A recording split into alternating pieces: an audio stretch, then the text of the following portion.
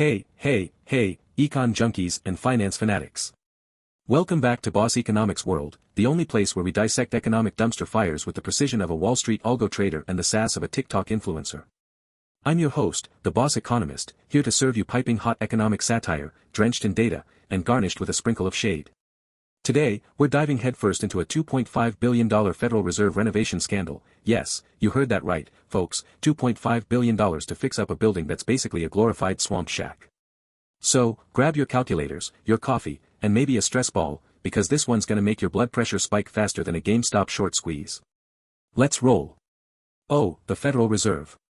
The sacred temple of monetary policy, the guardian of the dollar, the ivory tower where Jerome Powell and his merry band of economists decide whether your mortgage rate goes up or your 401k goes kaput. But apparently, the Fed's been moonlighting as a contestant on Extreme Makeover, Government Edition. Their headquarters, the Mariner S. Beckles building, is getting a $2.5 billion renovation, yes, billion with a B, and the costs have ballooned by over 30% since 2023.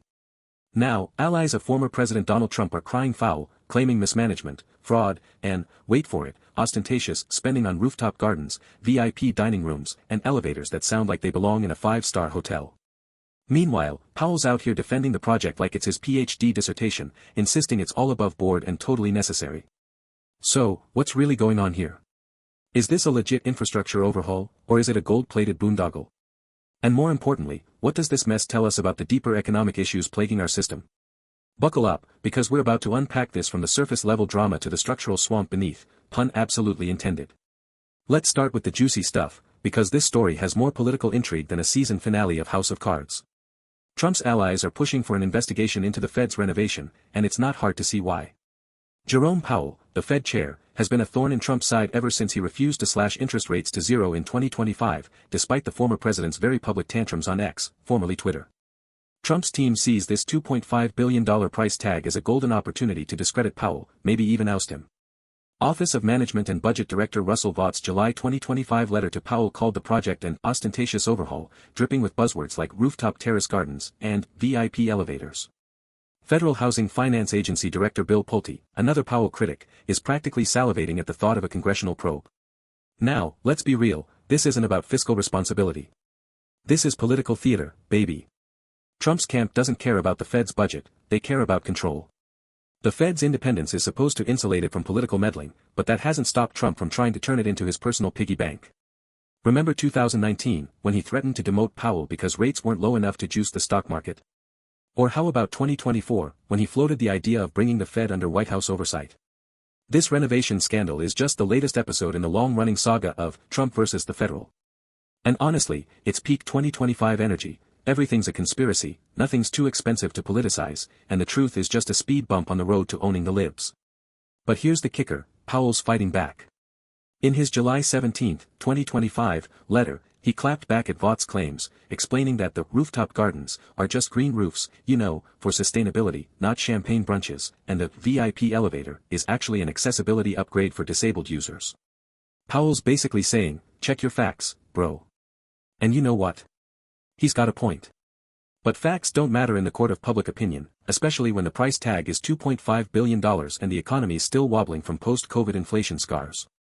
This drama is pure clickbait, and it's working. Fed scandal was trending on X for 3 days straight in July 2025, racking up 1.2 million mentions, according to Sprout Social data. Okay, enough with the political soap opera, let's talk economics. Why is this renovation costing $2.5 billion, and why did it balloon from an initial estimate of $1.9 billion? Spoiler alert, it's not because Powell's installing a gold-plated hot tub in the boardroom. The real story is a masterclass in construction economics, government bureaucracy, and the unique challenges of building in Washington, D.C.'s literal swamp. First, let's talk location. The Fed's headquarters sits near the tidal basin, along the Potomac River, on land that was basically a marshy fever dream a century ago. As landscape architect Faya Sennett pointed out on the National Trust for Historic Preservation's website, this area was built on sediment dredged from the Potomac, layered over creeks and unstable soil. Translation: it's a geotechnical nightmare. The Fed's renovation involves deep excavation. Think converting an underground parking garage into office space, adding 4 subterranean floors to the east building, and building a new 318-space parking garage under the south lawn. Oh, and surprise! The water table was higher than expected, meaning contractors had to basically build an underwater fortress to keep the basement from turning into an indoor pool. This isn't just expensive, it's insanely expensive.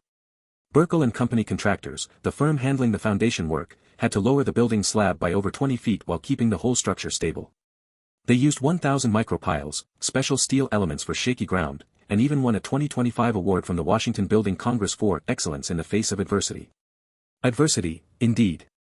For context, the Smithsonian Institution once proposed a similar underground expansion for its 19th-century castle, and the price tag hit $2 billion before they scrapped the plan.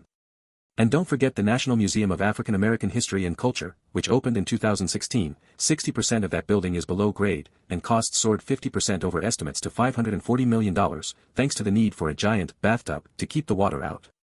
Second, let's talk materials. Remember 2021, when the price of structural steel went full crypto bro and spiked by 200%, according to the American Institute of Steel Construction? Yeah, that hit right as the Fed's construction kicked off. Add in global supply chain disruptions, still lingering from the COVID-19 pandemic, and you've got a recipe for cost overruns. The Bureau of Labor Statistics reported that construction material costs in the U.S. were up 19% year-over-year in 2024, with steel, concrete, and lumber leading the pack. And because this is a historic building, you can't just slap on some cheap drywall and call it a day.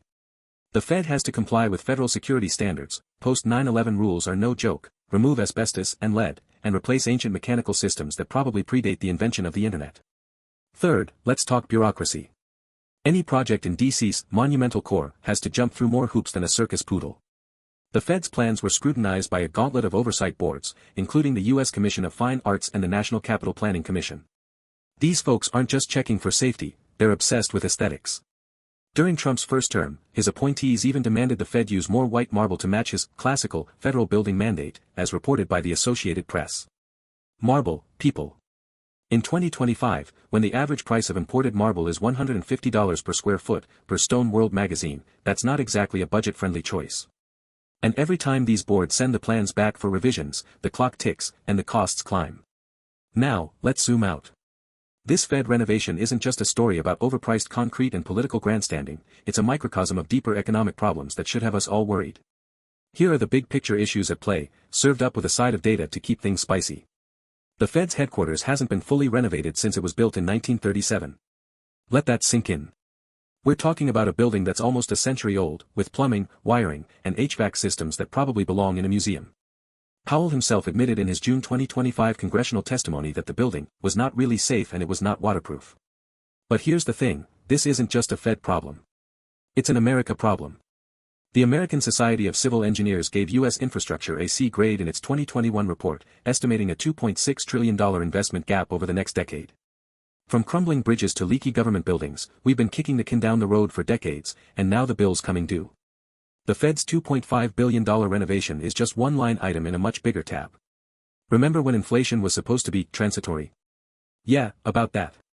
While headline CPI inflation has cooled to 2.5% in 2025, per the U.S. Bureau of Labor Statistics, construction costs are still running hot. The Turner Construction Cost Index, which tracks non-residential building costs, rose 7.8% year-over-year in Q2 2025, driven by labor shortages, material price volatility, and supply chain snarls. This isn't just a Fed problem, it's hitting everything from schools to highways. And guess who's paying for it? You, the taxpayer. Or, in the Fed's case, indirectly through the central bank's budget, which is funded by its own operations but ultimately impacts the broader economy. The Fed's independence is supposed to be sacrosanct, but this renovation scandal shows how easily economic institutions can get dragged into the political mud. Trump's attacks on Powell aren't about fiscal responsibility, they're about power. And it's not just Trump. In 2024, progressive lawmakers like Senator Elizabeth Warren criticized the Fed for being too cozy with Wall Street, while conservatives accused it of fueling inflation with loose monetary policy. The Fed's approval rating among Americans hit a record low of 36% in a 2025 Gallup poll, down from 53% in 2020. When even a building renovation becomes a political football, it's a sign that trust in our institutions is eroding faster than the Fed's old foundation. Here's a fun fact, renovating historic buildings is insanely expensive, especially in DC, where every vista is sacred and every brick is a national treasure. The Fed's project has to comply with strict preservation standards, which means no cutting corners. Want to add a new wing? Better make sure it matches the 1937 aesthetic. Want to dig a basement? Better not disturb the ghosts of New Deal architects. This isn't unique to the Fed. Look at the National September 11th Memorial and Museum, where costs hit $1 billion before being scaled back to $700 million, or the Smithsonian's shelved